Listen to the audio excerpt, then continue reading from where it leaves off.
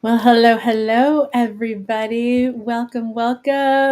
Thank you again so much for joining Built by BIPOC on this Wisdom and Wellness Wednesday, where I interview my clients and partners and friends on their entrepreneurial journeys. Mm. So, my name is Carissa Begonia. I am a business coach for BIPOC entrepreneurs, a LinkedIn expert and top voice. I'm a second generation Filipino American daughter of immigrants and the first and only in my family to start my own business. Mm. I do believe that entrepreneurship is the path to equity and that life design is liberation.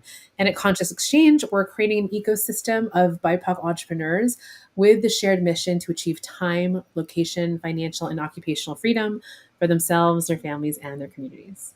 And our goal of this show of Wisdom and Wellness is really to be able to help make becoming an independent business owner accessible, profitable, and sustainable for BIPOC, as well as to amplify the work of the incredible coaches and consultants and creatives, as well as service providers that we work with. So today, I want to introduce you all to my client and friend Jonathan Dumas. Hi, Hey, how's it? How's it? Jonathan. Well, Jonathan is a career transition coach, a podcast host at Highly Visible and a Little Misunderstood, as well as a DEI consultant and facilitator. And Mhm. Jonathan's on a mission to empower individuals and groups to own their stories, unleash their skills, and cultivate their workplaces where they truly thrive. So, super excited to have you join me, Jonathan, and have this conversation with me. Yeah, appreciate you so much, Carissa. Thank you so much for having me. I love it. I can't Oh, wait to talk more. it's been a pleasure to have you in the cohort as a Yeah, client. It's fun. it's been a good time. And I very much enjoy our chat. So I agree. This is going to be super fun. Yeah, well, I knew it was gonna be a good time when the very first call that we had, we were laughing more than half of the time. So I was like, oh, I'm good. Yeah, it's gonna be a good time. Hey, it is a sales tactic that I now teach that I am starting to own because I didn't think realized I had a style of Yeah, sales until I realized like I'm laughing on my calls with my client, like my yeah, my potential clients, and I'm like this is a way, this is yeah, possible yep. for everyone to do. And now I teach it. Now I've created that model of how to make that happen. I love it. So I appreciate you, and I remember that too. It's like, yep, like let's go, let's go. Yeah, I was in. We're I was down, we're in. down. Let's do it. Yeah. Well, Jonathan, as we kick this off, I'd love for you to tell everybody a little bit more about yourself. Mm. What are the identities that are really important for you to name and speak out loud? And maybe what's a fun fact that people wouldn't really necessarily know about you without looking at your LinkedIn profile or other social media? Yeah, so I love this question because there's like a good portion of my life where I didn't know how to answer it. I think that there was like a lack of ownership of like who I was, acknowledgement of who I was, where I came from. And so like I can proudly say like my name is Jonathan Lamel Dumas. I'm blackety black with a capital B. um, but I'm also like a cisgendered heterosexual male. I'm married. I live in Los Angeles, California, here in the U.S. Um, I am the first in my family to start a business, first in my family get to get a college degree, to get a master's degree. Yeah, really doing the damn thing. Oldest son, oldest grandson, just doing so many things. So I am like it's become a cliche, but it's not. But like I am like my ancestors' wildest dreams, and I'm like so glad that I'm like fulfilling like these things and everything that they wanted, that their wildest dreams that they could have imagined. I'm happy that I'm like in the position that I am in. So that's a little bit about me. Awesome. Do you have a fun fact about Fun something? fact. All right, so nobody does because knows this because I don't advertise a lot, but I can sing, and not like a little bit of sing. Like I can sing, and so like, yeah. So the thing is like I get like mad stage fright because when I was growing up, my mom would be like, "Oh, go ahead, like sing, dance, like do that thing." And so I'm like, I don't want to sing in front of these like strangers. Like, what the heck? But yeah, like I back in my church days, I used to like travel and sing Oh, in different places and stuff like that. Yeah, so I'd be singing. Yeah, I'd be singing. I oh love, my love goodness. music. Love music. So yeah. Well, see, I knew you loved music because on LinkedIn you post all of these like music playlist, I think, on Wednesdays or something, right? And Yeah. then, but I didn't know you knew how to sing, and then, like, Yeah. you sang, not just I like, sang. I'm sang, like I No, sang. I sang. Um, Yeah, yeah, yeah, yeah. thanks, mom. You know, it's always our moms, like, the pressure, the Yeah. pressure. Literally every single person, she's like, "Oh no, he can sing. Jonathan, come here."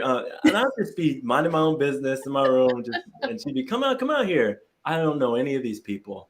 It's Yeah. like 10 adults. She's like, "Go ahead, sing for them." And so it's whatever. In another life, I would have, pursued a music career, but it's, Mm. I don't want to live off of ramen forever. Oh, goodness. I could, because I love ramen, but I don't want to, like the 99-cent ramen. I don't want to do Yeah. that. Yeah. Nope. Well, I don't know. Maybe we'll get blessed with your, vocals at some point on this interview, maybe just in another time. Yeah. The Filipinos, I'm Filipino, the Filipinos love to karaoke, so Yeah. also a thing, right? So this is gonna happen. The Yeah, singing's gonna eventually. happen at some point. Eventually. Well, Jonathan, tell me, one of the things why I kind of started my group coaching program, the reason I also really center on working with people of color in particular, is that I just don't believe that are enough of us doing what we need to do to serve our people. And I often will really started to uh, call of my clients pioneers because we really are building things that don't really exist yet. And sometimes wildly to think about like such obvious things that need to be built. Um, and so I talk a lot about being the first, the only, and the other. Again, whether that's in a company, a nonprofit, etc., or even in this experience of being an entrepreneur. And so I'd love to hear a little bit more about what your experience has been like being maybe the first, the only other, doing all the things like you shared, right? The oldest, like your ancestors' wildest dreams, and how has that experience of being different really shaped you in what you do today? Hmm. It's a really good question. I think so. I've come to a realization probably more recently, probably in like the last month and a half, that like if I never became an entrepreneur, I don't think I would have discovered the things I've discovered about myself in the past like 2 or 3 years. About like I knew I was creative, but I didn't know how creative I was. Like I knew I was like innovative. I didn't know how innovative I was. I didn't know um, how persevering, like how honest, how vulnerable, like just yeah, just determined. I didn't know I knew some of this, but I didn't know it to the level that I was until like I entered into being an entrepreneur. Um, and I think what makes it another level is that like when I look around, I was thinking about this before we hopped on. It's like when I truly look around, when I actually look and search, like there ain't many like entrepreneurs of color. Like there's a lot, but there's not like it's so easy to find like the Jeffs and the Steves or whatever. It's just like having all these like white dudes and they can see and read books from and all this other stuff. But like I just have found it pretty difficult. Not difficult. It is extra effort, a lot of extra effort to find people that do what I do, that look like me, that have similar values, different things like that. And it's not like I've never seen a black man own his own business or running it, but it's like doing the things that I want to do.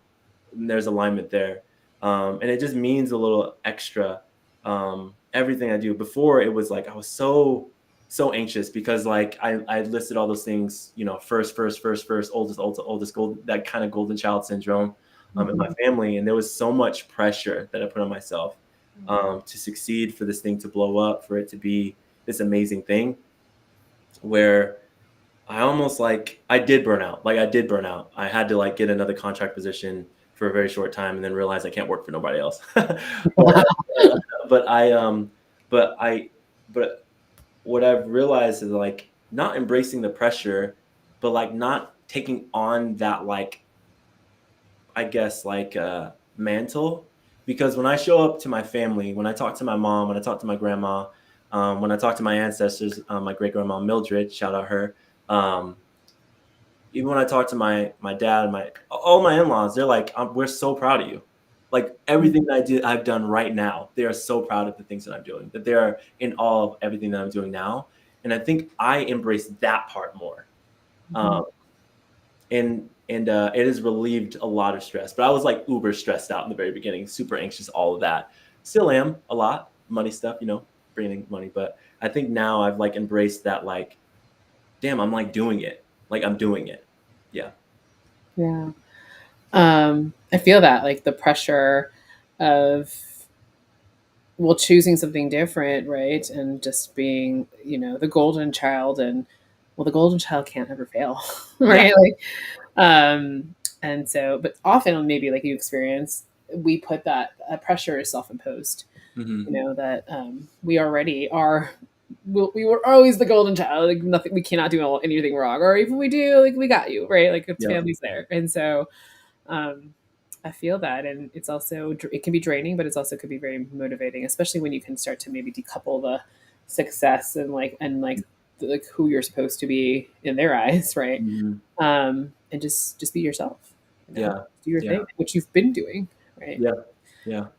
Mm. Well, I'd love to hear a little bit more of that origin story of like what made you become an entrepreneur then, like how um, maybe how has that story even informed your purpose and who you serve, what your mission, your movement actually is at this point. That's such a good question. So I don't really know, honestly. Like if I ask my mom, she's always said like, yeah, like this doesn't surprise me that you started your own business. Like the things that I do, she's like, I'm not surprised. Like I'm so glad that you are now catching up to this. Um, and so, but I remember in high school, I had like oh no, middle school, even in like middle school, junior high, all that stuff. Like I had my own lawn care business. Like I would go to people's lawn. I'd be like, I'll cut your lawn. I know how to do it. I was really, really good at it. And then, just kept going. I would collect cans, do that, like always trying to find ways to like make money. And it wasn't necessarily like, I mean, my family grew up poor, but it was not necessarily like the need for money. It was like, I like did this and like, Hmm. I'm getting like, this is the fruits of my labor. And so Yeah. fast forward now, I think it is. I think I understand like the parts about those things I was doing before a little bit more like specifically. Like I understand that it wasn't just that I was able to like do this and they gave me money. It was just that I came up to them. I told them I can do this thing. I did that thing. They paid me for the thing that I did. That I could choose, that I had autonomy, that I'm like creating this thing, that there's nobody telling me what I can or cannot do. Um, and I think the pandemic really just like raised like I don't know, it gave me space to think and like really like consider and ponder, what do I want my life to look like? What do I want my work life to look like? Um, and like if not now, then when? Like why do I need to wait 20 10 15 20 years to be a consultant, to be a coach, to do that stuff, when in my current job, in every role that I've had, I've done it and I've done it incredibly well. And so like why am I doing this for other people? Why am I not doing this for myself? And that's the kind of like my, and so 20 fast forward to 2021, I decided like, yeah, my partner was like, John, just quit, just quit, just quit. We'll figure it out. She's like, you are miserable. You're not being treated. And my company was not the ones that were like treating me bad. It was the clients that I was working with. Mm. With the mad disrespect of me, of my staff. And like, there wasn't much I could do. And then I had to commute 2 hours. So I was like, you know what, this is a good time. So, and it was always the plan, to be honest. It was always the plan to go off, but like not like legitimately.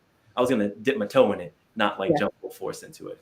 And so now, as I'm like not just an entrepreneur, but leading with that mindset of like, I I am under the belief that like when we are working, where we work, who we work with, there is a relationship that we're engaging with, whether we're aware of it or not.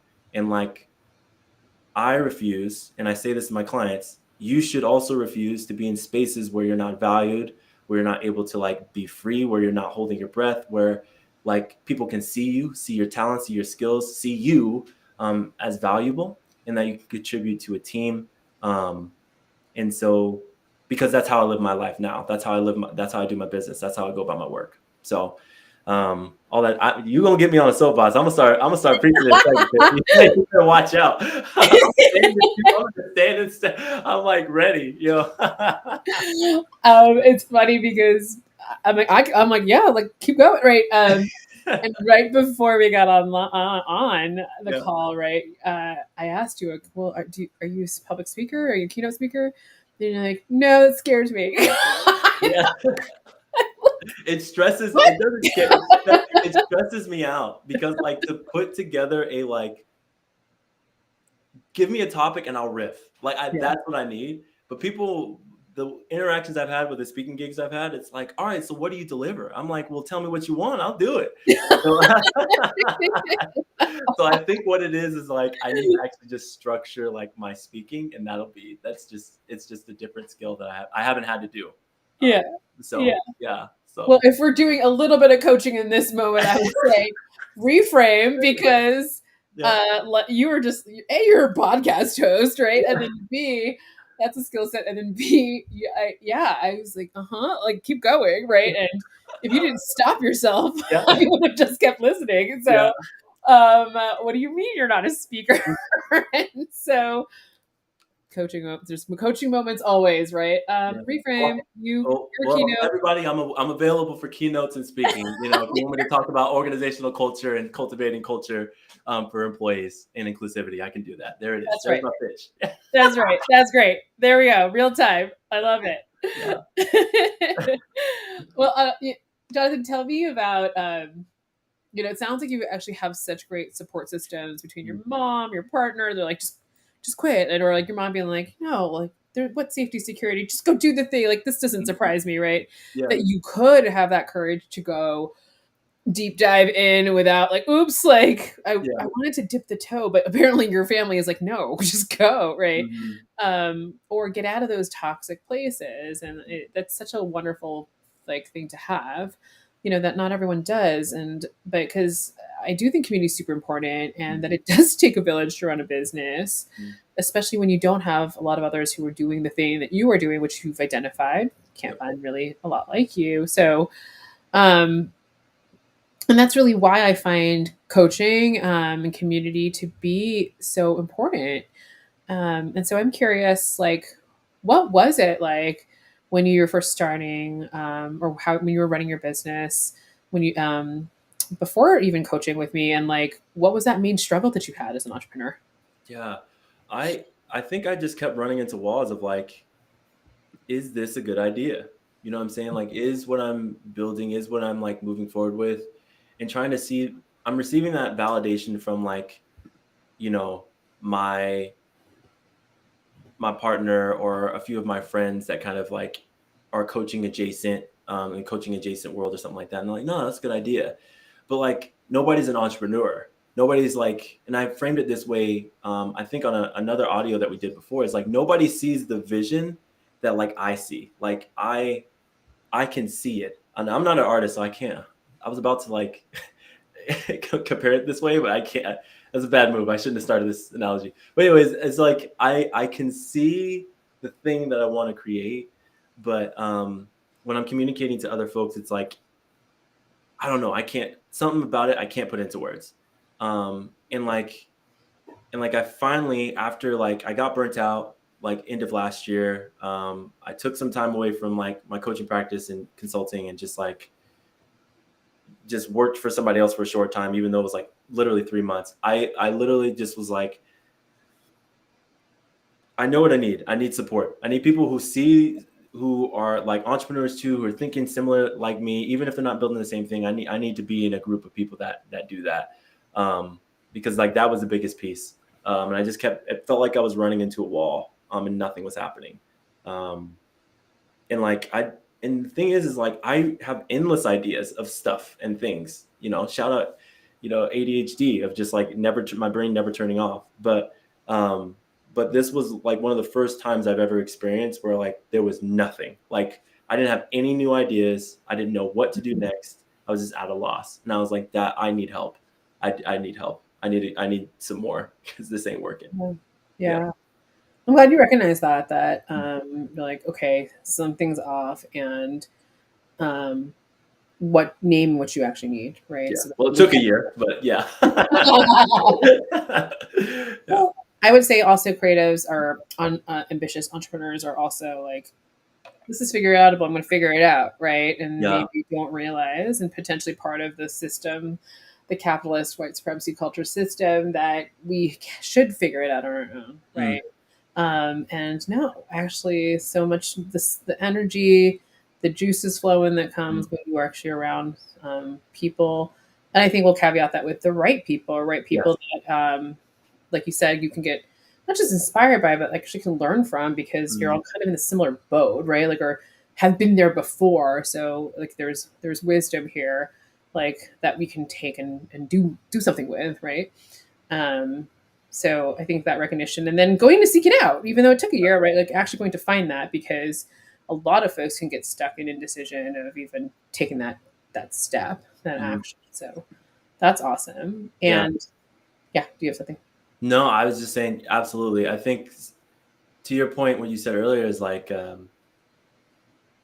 that's a majority of like how I've done life, right? Like asking for help was not necessarily my first go-to. Just to be, I mean, keep it all the way 100. Like being Black in America, like it's to say like, oh, like who are you gonna call for help? If something dangerous happens, I'm very resistant to call the police. Like that's the last people I'm gonna call. My mom is still, my mom's still relatively. She had me very young. My mom had me when she was 15. So like where the age gap is not that big. But anyways, so like my mom's still like paycheck to paycheck, and like, like my partner, she kind of whatever, and she tries to help as best she can and like encourage me and push me, but like there's only so much. So like even growing, like even the way I went about life, like asking for help is not something that's like that I do. It's not my natural thing, because I just growing up, I didn't have a space to ask for help. But I got to shout out my business partner and like sister and close friend, Catherine Castro, who like has legitimately this past year and a half since I've known her, has taught me how to ask for help, has taught me how to like seek out community. And I'm gonna actually credit her. Like if I didn't know her, I probably wouldn't have done this like coaching program with you, to be honest with you. Oh, Um, because like I think inadvertently thinking about it, like asking for help, asking for support, not practicing what I preach, in that like leaders and folks that are doing something amazing don't have to have all the answers. Just because you're doing something dope and creating something amazing doesn't mean you have to have all the answers. And I think I was still dealing with that pressure and that anxiousness surrounding this. Like I got to figure it out. I have to make it work, because if I don't make it work, um, then like I'm a failure, and then I've let a lot of people down, which is not true. But that's the internal dialogue. But anyways, yeah, like just to what you're saying, that's what struck a chord with me. It's just like the support is incredible. It's like go and be with people that like, hey, I got this idea. Can I like talk to you for like 15 minutes about it? And yeah. just going back and forth. It's amazing. I mean, I think I underestimated, even when I put this cohort of BIPOC entrepreneurs together to expand my business from like one-on-ones. I I I think I alone underestimated how much how valuable that is. Mm, Just even have, again, that sounding board to like mm, check in, like among other things. But is what do you think about this idea? Like help me think through it, troubleshoot it, whatever. Um, yeah, and like for yeah. people again who kind of get it, who have been there or have an experience, similar experience, Mhm. and especially I think as racialized folks, seeing some of the like naming some of that resistance and be able to and understanding that, Yeah. right? Like you were saying, as you were talking about the pressure, taking it back to what you said earlier about, yeah, the oldest child, like, the favorite, the oldest, whatever, has to be the one. Like I Yeah. can't. There might not actually be anyone to ask, Hmm. and but I'm supposed to know, right? Hmm. Because I am the golden child, right? Like Yeah. so, totally feel that. I think what that translates to sometimes for myself, and I think other some other women I've talked to, is being the oldest daughter, right? Mm. Being responsible for, or just like caretaking everyone, like Luisa and then moving Kanto, right? Like Hmm. how Yep. so many like first gen or second gen firstborn daughters were like, that is exactly me. Yeah. Right? Like Yep. the world is on you to figure it all out, to do it, to care for everyone. You've been the first in the family. Mm. Continue, right? And it can be a lot of pressure. So Yeah. I feel that. Mm-hmm. Yep.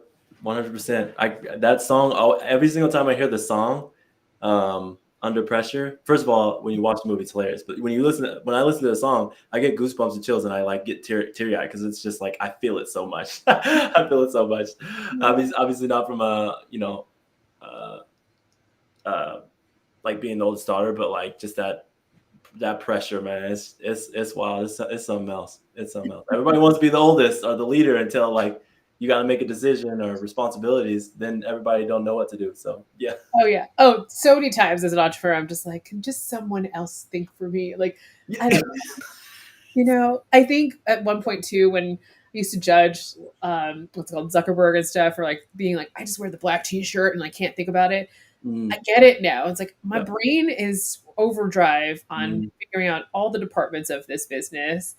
I don't want to. I want all the simple decisions. I don't want to even make like what clothes to wear, what to eat. Like someone else tell me what. Just tell me what that is. Mm-hmm. So I fully appreciate that now. Decision fatigue is real. Yeah, that's hilarious. Well, Mm. Jonathan, I'd love to hear then, what, since we've been working together, what have been like your top three learnings, or benefits, the wins, all of that since you've been in this container, this cohort. Yeah, I think the very first one is like clarity and like a clear direction. Like I was saying earlier, like I didn't know what the hell the next step was going to be. Mm. In the business. Like I really didn't. And I'm just like, I don't know. And just even the just like simplest, just to have a form of like, write everything you do down, do this. And like, I had never done that before, and just like systematize and operationalize and different things like that. And it's, again, it's like taking those decision things, taking those little time things off the plate is just like incredible. And I think I have been the most creative in this 6-month container than I have like since I first started it. Like that's truly a thing, because I'm not thinking about those other things. I'm just like, I like today I held a co-working session on Twitch. That just was a dream that just popped up in my mind. I'm like, I'm gonna make it happen. I can do it. Yeah, stayed up till 2, like finishing up the overlays and everything like that, and practicing this Twitch stream. It still didn't work right, but whatever. I think the second piece is I think pricing. Like, I think there's a certain part of me, and I working with you, and I've seen it in some of the my coaching clients too, that are like starting their side hustles and trying to work out what is that transition going to look like for themselves. I haven't really done like the business part, but like I hear like the same words almost that I said a while, like in the very beginning, of just like, yeah, I want to be accessible to folks who, don't normally have that. Like, I'm not like everybody else, blah, blah, blah, blah. And then they're like, literally like lowballing themselves, like people that look like you can't afford your services, that aren't going to want to pay like more, right? Because I definitely had some folks that that were Black, and I was like, I want to support Black businesses. It wasn't it. Like, it wasn't it. I thought it was going to be a deal, and it was not a deal. And I should have just like searched a little bit longer for the person that was going to do greater work at that higher price. Anyways, so the thing is, it's like, it's raising my prices. It's like really like owning that fact of like, yeah, I believe that I'm like worth that much, and like not blinking an eye and like saying that, because I would be super nervous every time I talked about money. But now it's just like, it is what it is. And if you don't want to work with me, don't want to, it doesn't, it doesn't work, here are my other options. They're not around yet. They don't exist yet, but these are the things I'm thinking about, and I'll make it up as I go. But, I can refer you to other people. You can come back to me later on, or we just don't work together. That's totally fine. Just keep going to our workshops. You're great. And then I think finally it's like I've had, like, over the course of August and a little bit of this month, so many opportunities to like meet new people, and I've never met them before. And like, it is so easy to say like, yeah, I am a coach, career transition coach, podcast host, consultant. And like before, I'd be like, oh, try and tiptoe around. But like, yeah, I help Black millennials experience career joy. That's what I do. Yeah, and it's just easy. So yeah, I think. Well, all that to say is I got my confidence back. I got my groove back. All right, Stella. um, I love hearing that, just because I know people watching or listening to this like hear some of those gems, that you were sharing in terms of finding clarity and releasing expectation that people had to work with you, and you could say, you were prepared to walk away from it because if it wasn't aligned or you couldn't afford it, because the price is the price, right? Like, this is the value of my work, different from my value. I am priceless, but this is the value of the work that I have today, right? And it's probably going to keep growing as my confidence grows. So get in that, and if you don't want to, okay, cool. Here's an alternative. I'm going to make it up on the fly. Totally, right? Like, can you, like, the biggest thing as a consultant and coach is, right, can you legit and with integrity help this person, right? And if you can, figure it out, right? And like, that to me is like intuition, creativity, just be able to on the fly think of something like, how can I actually help you, and not being so committed to the container that you have, that you've been saying. It's important to have it so that you feel like you can show up and roll up into a place and be like, this is what I do. And also be flexible as you need to, because at the end of the day, can you just solve the problem? Right? And we'll work out those details. And so all those skill sets that you've named, I hope, again, people are recognizing like, that is entrepreneurship, right? I joke around, but like, I'm pretty serious about it. Like, entrepreneurship is one big experiment, the more people I meet, the more it's messy, and the more I realize it's messy, and the more I realize like, people don't know what the frick they're doing. It's just like, but they just do it and they figure it out, right? And as long, again, as you stay within that integrity and that you actually can help, then you'll do it. And then if not, if people don't want to sign up for that, well, let it go. And because the next thing's coming, and it's gonna be fine, especially when you have tools and tactics and support. Sorry, my eyes bothering me. To do it, right? Like, and you've proof. So maybe one of the things I want to name, like, one of my favorite moments with you in the cohort has been, I remember I was about to teach a class, or we were doing I don't know, we were in like maybe our warm up grounding exercise. Yep. I know what you're and then like, hold up. I literally just got paid, like this moment, like like I got a client, it went through, and I remember just jumping out of my seat, because I think we literally had a conversation, like, I don't know, a couple days before or something, about raising those prices, about sticking to it, right?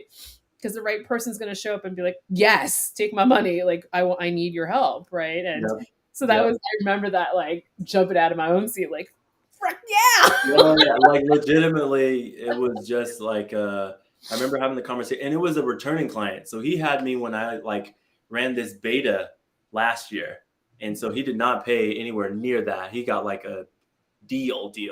And so like I just said, this is what it's gonna. This is this my 4-month package at, what is it? 4,200, and then here's my 8-month, or my 2-month at like 21 or something like that. And he was like, okay. And I'm like, yeah. Cool. All right, great. I'll send you the information. I followed up a couple of times. I said, hey, listen, everything you shared, I think your job should pay for it. I don't think you should pay for it at all. But he's like, whatever. But he ended up, he's like, for sure. Sign the contract, paid for it. Yeah. A few days after that. So it's good. Is it? Is it? And then, that momentum of like, we can do it. Somebody wants it at the higher price, then we can do this again. Right. And so, I mean, I feel the energy change, the confidence shift, like, over the last few weeks, as we've been doing some different like challenges and such, but especially on this call, Jonathan, I remember that conversation about pricing and some of the nervousness, or not, I don't even know if nervousness is the right word, but you were definitely quieter. Yeah, oh, that's And then like now it's like, let's go. Like, do you want it or not? Right. And so, and like building on that momentum, taking note. I want to name that out loud because like we have to remind ourselves like those things happen. They can happen fast. Yeah. Too, right? And so, and they've happened before. So when we collect that evidence that this is still possible, like for the next one and the next one, or when we were going to raise the price again, right? It's doable, Yeah.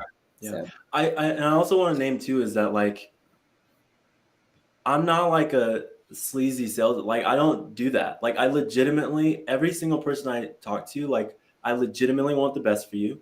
I legitimately want you to thrive. I legitimately believe that like if we are a fit as like in a coaching relationship, that I can help you navigate some of the things that you've been having a difficult time navigating on your own. Like I don't believe that any of my clients or any of the people that I work with are inept or that are not highly skilled, that are not qualified. If you believe that, actually the work that I do is like, let's talk about that and explore that. So that way we can get that ish out your mind. Right. Because I really legitimately want you to look in the mirror. Like, and this is the moments that I've had in my life now is like, I look in the mirror and I'm like, I'm that dude. Like I am the shit. Like I deserve this. And you deserve it. Like you truly, truly do. And I like interact and work with my clients on that, and anybody that are potential clients or whatever. Like, if you don't want to work with me, that's totally fine. I think that folks that try and do any salesy or like sleazy or inauthentic kind of like messaging or interactions with people, or just see people as numbers and like money, money, money. Like, I don't judge them as a person, but like I don't trust you, right? I don't trust it. Because like I operate out of abundance. I don't operate out of scarcity. And I think that that is a unlearning that had to happen. And it's a trusting that has to happen, not only in your skills, but in the network that you build and the interactions that you have and the product that you develop and everything like that. But it's just like, yeah, I don't believe in that. I see people as people. I truly, truly, truly, truly want to support and care for people as best I can as a coach, as a person, and especially as somebody who believes in equity. So I just want to like name that too. Is like I know I'm talking nonchalantly and very confidently about like what I can do and the services I provide and my pricing, but it's because like when I believe and trust what I've designed and built, but I also believe in the individuals, and I've also seen it. Like I've literally seen it. Like I have a client who's literally not even the same person. She's not the same. Like not the same from when not the same from when we first met to who she is now. And I'm just like incredibly proud of her. Like I literally cry for joy for my clients when they're thriving. So that sounds familiar. I knew you were gonna like that. I knew you were gonna like I do. The energy, it's contagious, right? And people can tell, and like that trust can happen quickly when you are yourself, right? And I think I'm especially proud because of that equity part and ripple of impact, and knowing that you work with a lot of marginalized, like racialized folks, Black men, maybe in particular too, right? That they can see what is possible in you, right? Because you're modeling that for them. That's exciting for me to see you thrive and to see you so confident, and a little bit of that. Like I said, I saw the shift in that too. Like who I'm talking to today, I'm like, yes. Like, so, and apparently it's contagious because that's how you also work with your clients, and the transformations that you're able to have with them is similar. Yeah, it might be the glasses too, Chris. I don't know. I don't know these glasses I got on today. Yeah, the whole retro like look what's going on right now. Yeah. All of it. Well, tell me too, Jonathan, how have you surprised yourself? What are you most proud of?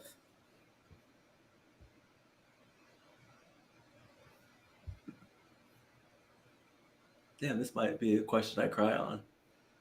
I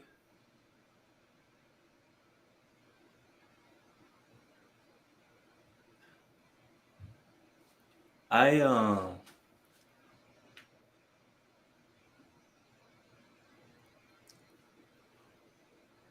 there okay, I thought about this question too. And like when I said earlier, like my mom says something like, I'm not surprised that you were able to do that. Like when I talk to my partner, she's like, I'm not surprised that you're able to do that. Like there's even my friends like, yeah, like Jonathan, you're dope. Like you're smart. Like, yeah, like it makes sense. Like I just like I feel that now. Like I feel that now. Like I'm expecting good things to happen, and I don't know where or when that shifted in my life, because like that's legitimately like how I used to live. Like I'm the way that my mom like raised me and my brothers is like you literally can do anything. Like you can do anything, right? And like that belief in myself was like stolen somewhere, and I don't know where it went. But I got it back.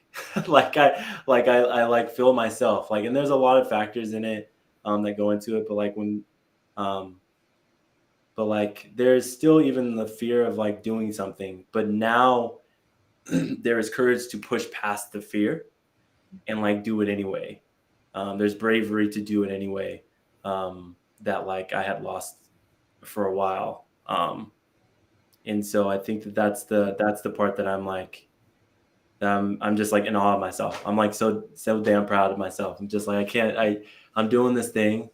Um, I'm there's still some other areas that I'm still working on, and like, but I think for me, I think that there was like a lot of mental barriers that I had to overcome in the past like 6 months, especially in this container of like, if this is the thing that I really want to do and I believe in it and I'm not going back and I can't work for somebody else, then like just work through it.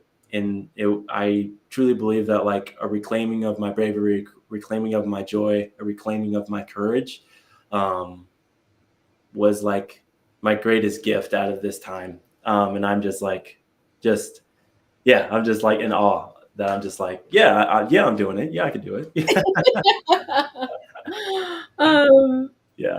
I mean, I appreciate hearing that of like, okay, whatever the energy was that we were going to bring as the cohort together, right? That, Mhm.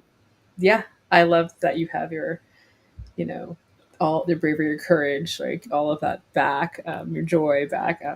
That's that when you say, you know, you are your ancestors' wildest dreams, and you're like, this is a cliche, but like, but it's true, right? Like, how else can I say this? Mhm.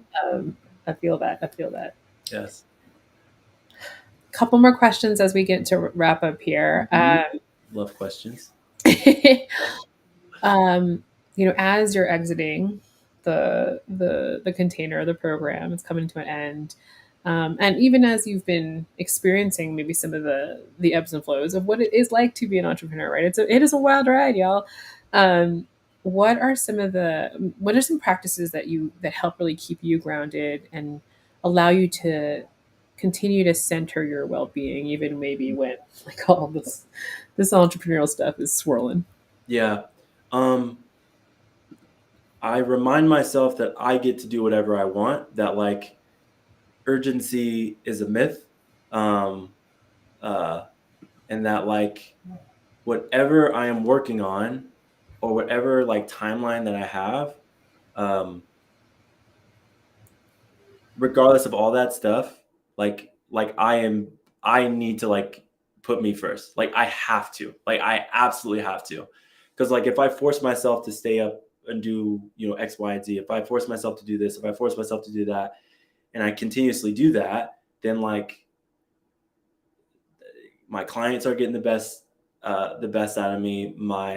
Um, my work isn't as good as it is. My writing isn't as good. Like it's just all of it starts to go downhill. And so like how I care for self is like I say no. And I put up boundaries and I just like close my laptop and I ask I just like, I'm like, we got to get out of here. Or I just got to keep telling myself no or something. I got to do something. I got to allow myself to not feel guilty for resting or doing nothing. And give myself permission. And I outwardly say it. Yeah. That is not important right now. Give myself permission to rest or not do anything, or I'm just done. Like if I'm not making progress anymore, I'm just done. I just stop. And that's the autonomy and freedom that I get to have, right? Because urgency, it's what is time? Like it's really esoteric or philosophical or whatever, but like legitimately, like time is just like whatever. Yeah, yeah. I'm working on my own timeline, so that's the key part, is like not forcing myself to do anything I don't want to do. And that's sometimes the hardest part, right? It's like saying no to yourself is, Mm-hmm. I think, as entrepreneurs, creatives, right?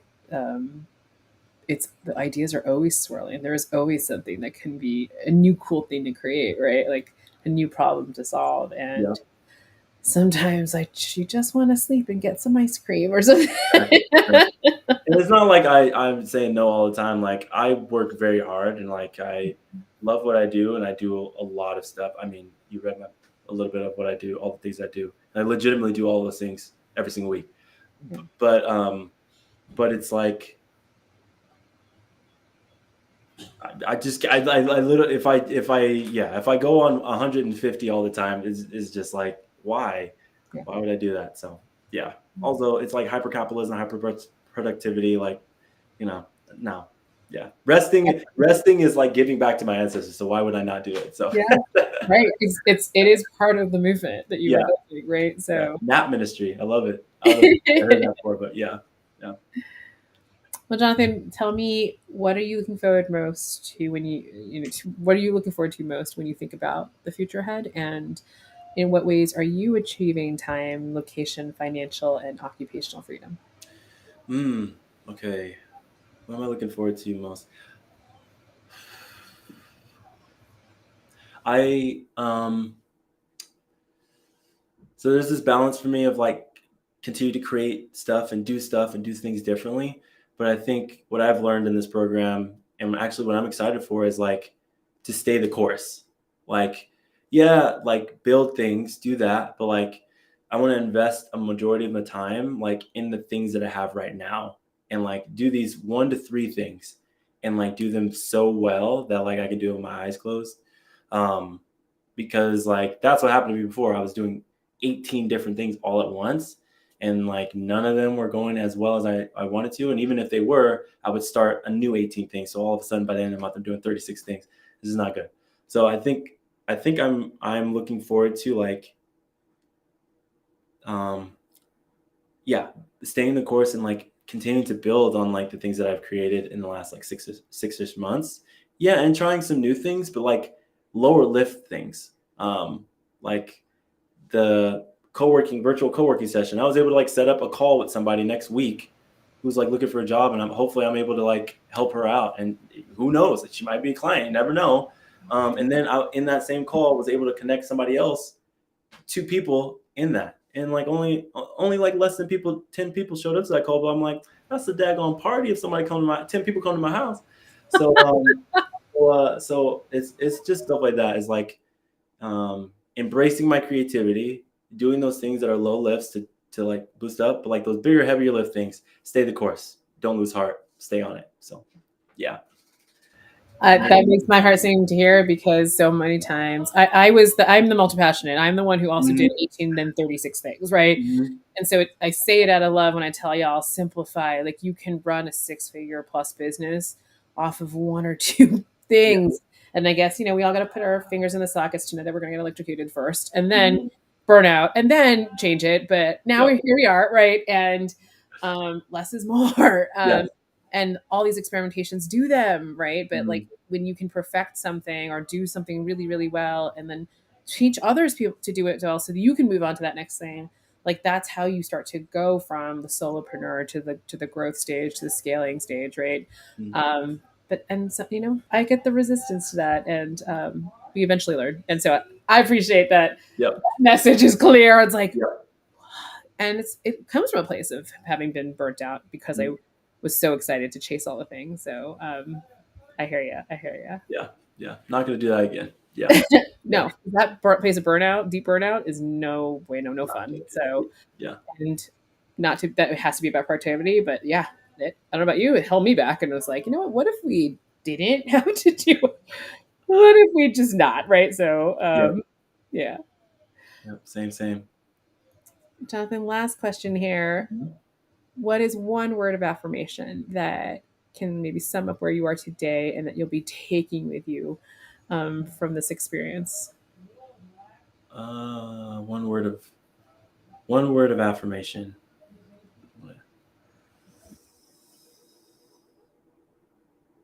All right, I was trying to come up with a different word, but gratitude. Like honestly, like being thankful for the journey, being thankful for like how my mind works.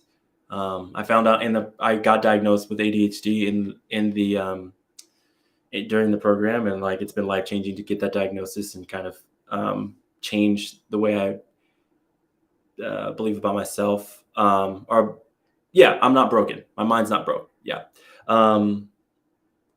Yeah, thankful for clients, thankful for supporters, thankful for folks in the are grateful for folks in the program, thankful for you, Carissa. Just like it's just gratitude. That's the word that comes to mind. Absolutely. I love it. Well, I have so much gratitude for you and the program too, for trusting me to help, guide, you in the journey. And it's been such a joy to see, we didn't talk about this, but I can see how the confidence, like the change, the shift. That's it's like I say, it's always wonderful. Like, the best feeling in it like you get from being a coach is when you see your coaches fly, right? Yeah. And so it's been such a pleasure to joy, and I know that this particular container is ending, and I'm like, you're my friend now. Yeah, I know. I'm like, hi. Yeah. I'm like, I'll let you know when I'm let you know where I'm in your area. You just better let it know when you're in mine, and it'll be a good time. Yeah. Exactly. Yeah. Well, how part of what I wanted to do these testimonials, this interview more so, Mhm. is because so people can also learn more about you and see like just your journey, either be inspired by that and what's possible for them, Mhm. or also to work with you. Yeah. So what are you working on now that's exciting, and how can people find you? How can they work with you?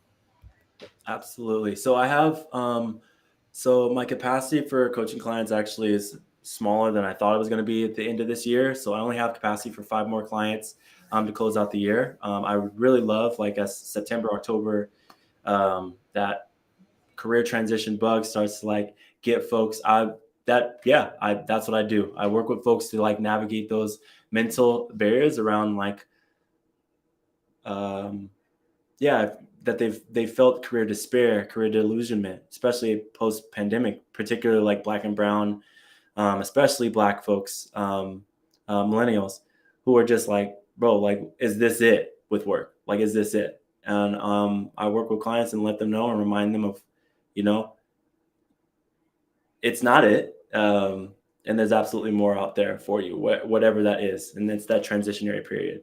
You're not somebody who needs me to walk and hold your hand to do a resume. Like, you know how to do all that stuff. It's all the extra stuff. It's all the figuring out who you are and navigating that. That's my sweet spot. And that's where I help folks, support folks in that transition.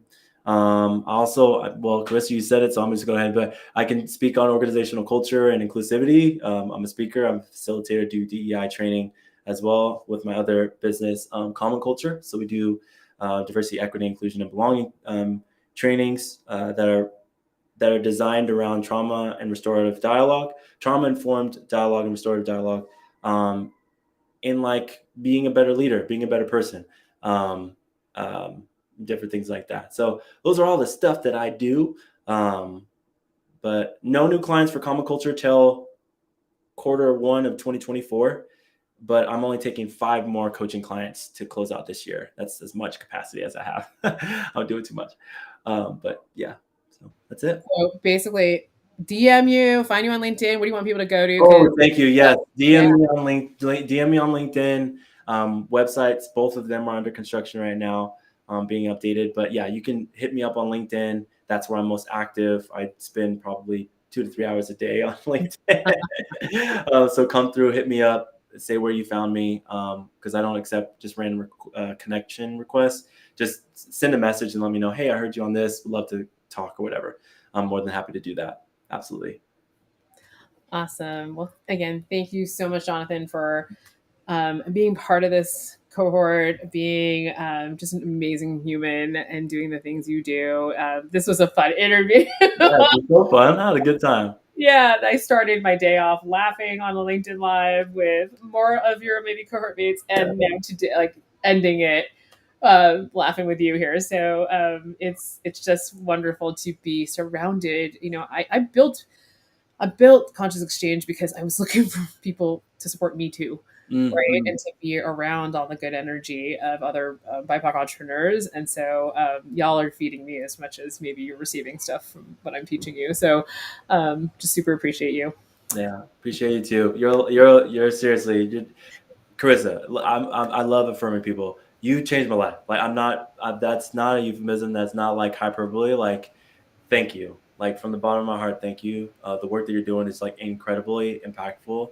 And I followed you for 2 years before I like bought a service. You know what I'm saying? And so I'm just like incredibly appreciative of like your approach, your care, fun, joy, all the things. Because this whole 6 months has truly been transformative, and like I'm a better business person, better entrepreneur, better person from getting to know you and experiencing like this program. So thank you, seriously. Oh, I received that and Yeah. thank I mean, we're not immune. I'm not immune to the self doubt and like, oh my goodness. So, all right, friends. All Well, right. thank you. On that note, thank you again, all everyone, for so much for joining me today again on this Built by BIPOC Wisdom and Wellness Wednesday. If you, like Jonathan said, if you enjoyed anything he had to say, please go connect with him.